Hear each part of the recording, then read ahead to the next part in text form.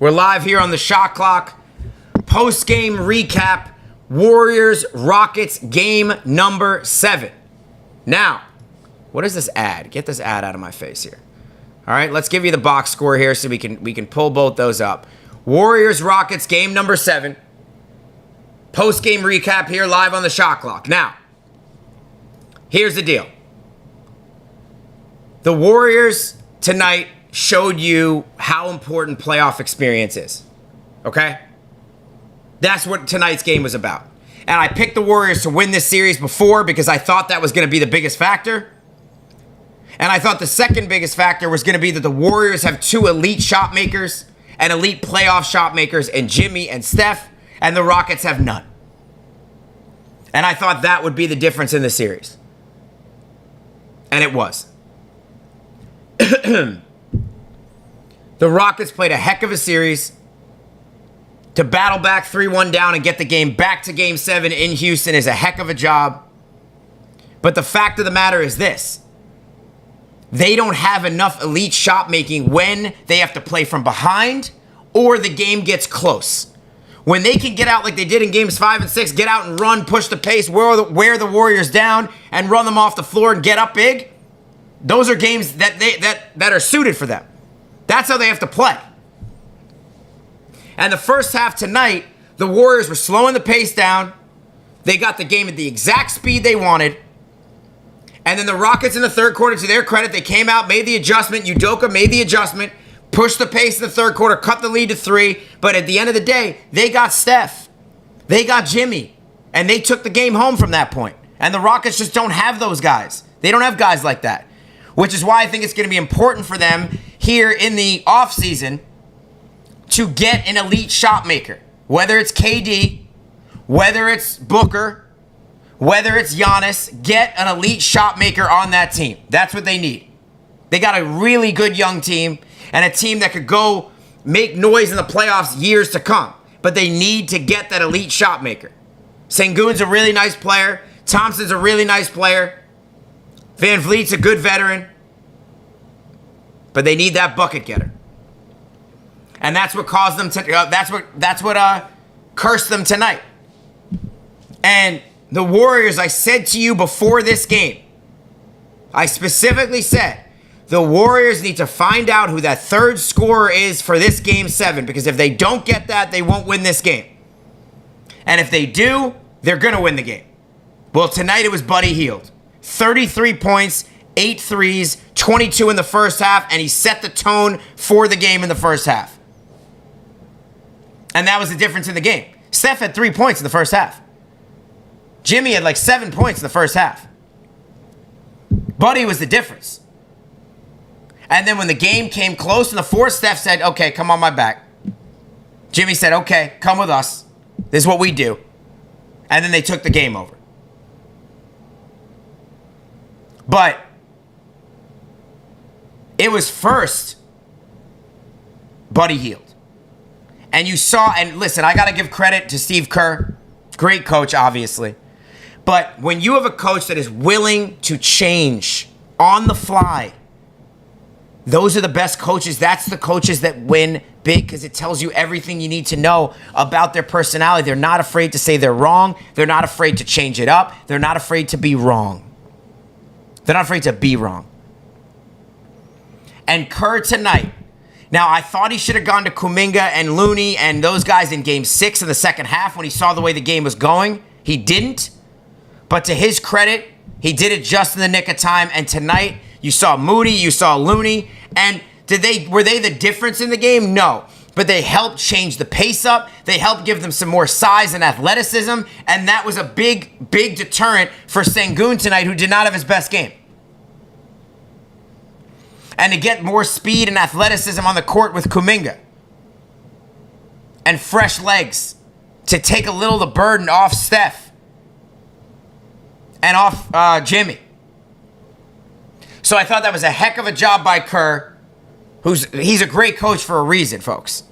He's not afraid to change things up. And if he's wrong, he's wrong. Other coaches don't do that. They're like, oh, these are the guys that I chose, and that's what it is, and we're going to go down with these guys. Well, you know what? you're going down with those guys a lot of times. Because you got to feel the game. You got to read the game. It's a feel thing. It's an instinct. And if you can't feel out the game and realize you need your whole roster sometimes, every guy who's in uniform, there might be a point you need someone, and he gives you a few minutes, and that swings the entire game. But if you're not willing to do that, you're not going to win anything big. And that's why Steve Kerr is such a great winning coach. Because he's willing to do that. He's willing to make the tough decisions. He's willing to change on the fly.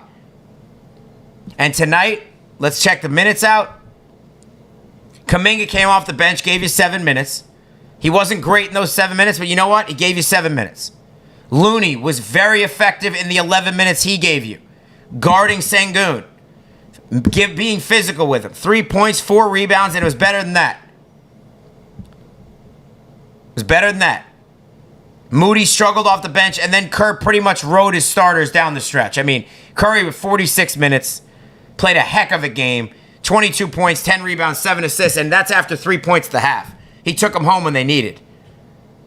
Draymond had a great game. 16 points, 6 rebounds, 5 assists, 40 minutes. Butler, 20 points, 8 rebounds, 7 assists, 45 minutes. Healed with his game of his life tonight. 9 threes, 33 points, 3 rebounds, 3 assists, 12 of 15 shooting. And then Podminski didn't have his best game, but he was workmanlike. He was solid. So, and they didn't have Peyton available tonight because of illness. So if I'm the Rockets, a heck of a season. They did a heck of a job coming back in this series, coming back from 3-1 against Golden State's not easy to do. Getting the game back to Houston in Game 7. But they were not made for this playoffs yet. They were not. They have too much youth. Too much youth. Not enough shot making. And this wasn't going to be their year. I was surprised they got to Game 7. I was impressed. They showed me a lot. They're not ready for this yet. Next year, when they get KD or they get Booker or Giannis, if they get one of those guys, you'll see a different story. A different story will be told. A different book will be written. So, Golden State wins Game 7 going away, 103-89. They dominated the fourth quarter. Steph was tremendous in the fourth. Jimmy was tremendous in the fourth. Draymond had a really nice game, and Buddy Hield was a star tonight, 33 points, 9 threes. And Golden State will go on to face Minnesota in round 2, which should be an epic series. Epic. Every series we have in this second round, you couldn't ask for better. Sure, the Lakers-Warriors would have been fun, but you still got Ant-Man and the Wolves and the Warriors, which is going to be a heck of a series. You got Cavs-Pacers, good series. Knicks, Celtics, Boston, New York, great series. Even though I think the Celtics are gonna take care of the Knicks, but let's hope not. Wolves, Warriors, heck of a series. And then the 2 MVP candidates, OKC and Denver, another great series. So if you love basketball and you love the playoffs, this couldn't have worked out much better for you and for the NBA here in the second round. As the Warriors dispose of the Rockets here in Game 7. And now a quick note on the Wolves-Warriors, and we'll get into that more tomorrow night. I have, in my first read on the series, is I have Minnesota in 7.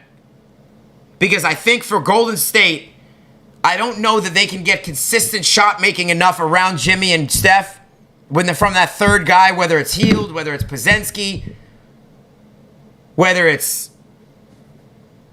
I don't even know who else is capable of that for them. Kuminga's not going to play enough, I don't think. Moody, I guess. I don't think they're going to get consistency enough from that third scorer to overcome what they're about to go against in Minnesota, who's a confident bunch right now. And his home court. With Ant, Julius Randle, Dante, they got shot making all over the place. They have home court. They're younger, they're more athletic, and they have experience. from last year. Unlike Houston.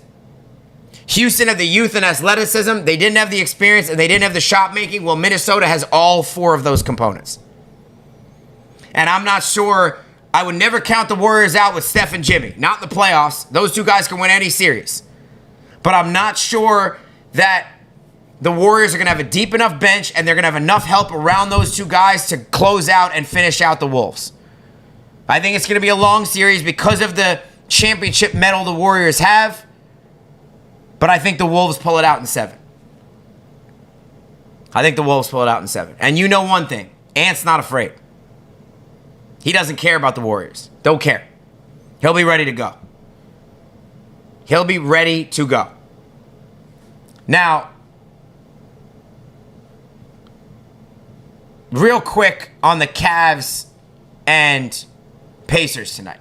Because I've seen a lot of people saying, oh, the Cavs are overrated. Because everyone wants to now jump on the Cavs because, you know, they're a classic team that won 60-plus games in the regular season. That's not the sexiest team. That doesn't have the championship medal yet. That doesn't have, you know, Mitchell's obviously a great offensive player, but they don't have the high superstar talent. So everyone's saying, oh, they're a regular season team. They're not that good. They're not going to win in the playoffs. Right?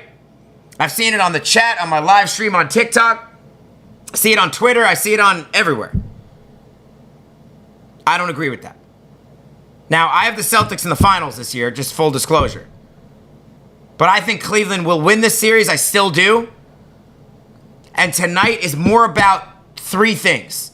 2 things, really. No Darius Garland, which is a huge loss for Cleveland. Huge. He's their second best shot maker, and without him, it's really just the Donovan Mitchell show. And Cleveland does not have enough guys around them. I know Ty Jerome's been a pretty good scorer this year, but they don't have enough shot making around Donovan Mitchell to lose Garland against a good basketball team. And he says he'll be back in game 2. We'll see, but they need him. So that's number 1. And number 2, the Pacers made 20 threes today. 20. If you're going to make 20 threes, you're not going to lose games. I don't expect them to make 20 the rest of the series. Even if they have a great shooting game, 13, 14, 15, they're not making 20. So the law of averages, and Cleveland shot terribly tonight. Their worst shooting. Donovan Mitchell, 1 of 11 from 3. They were like 8 of 39. So they didn't shoot as well as normal. The Pacers were on fire, and they didn't have Darius Garland. So I would throw this game out from a Cavs fan standpoint, and let's see what happens in game 2. Because I wouldn't take much from this game. Good. Congrats to the Pacers. They played a great game. They earned it. But this series is far from over. And I expect Cleveland to win game 2 and be right back in the series. So, I wouldn't throw dirt on Cleveland yet, like everyone wants to do. I've seen it all over social media. Everyone wants to throw dirt and bury Cleveland. Don't do it. Weird game tonight. Rare game. I appreciate you, chat. Appreciate you for always tuning in here on the Shot Clock. We will be back tomorrow night for a little post-game recap of Knicks Celtics here on YouTube. We will also be live on TikTok for our normal play-by-play of the second half of these playoff games. We'll be doing the second half of Knicks Celtics tomorrow. And then we'll be live to do the post-game recap after that. Let me see if there's if OKC and the Nuggets are tomorrow. They probably are. They are. So we'll be doing double dip tomorrow night. Knicks Celtics, we'll do a quick post game after that, and then we'll be doing Rockets Thunder second half of that as well. At least the fourth quarter of Rockets Thunder. Okay? So tune in tomorrow on TikTok. Second half Knicks Celtics live play-by-play. Fourth quarter live play-by-play Nuggets Thunder, as long as it's a game. We'll be back here tomorrow night on YouTube for the post-game recap of Knicks Celtics. So tune into that as well. And I appreciate you guys. As always, we'll see you tomorrow here on the Shot Clock. Peace.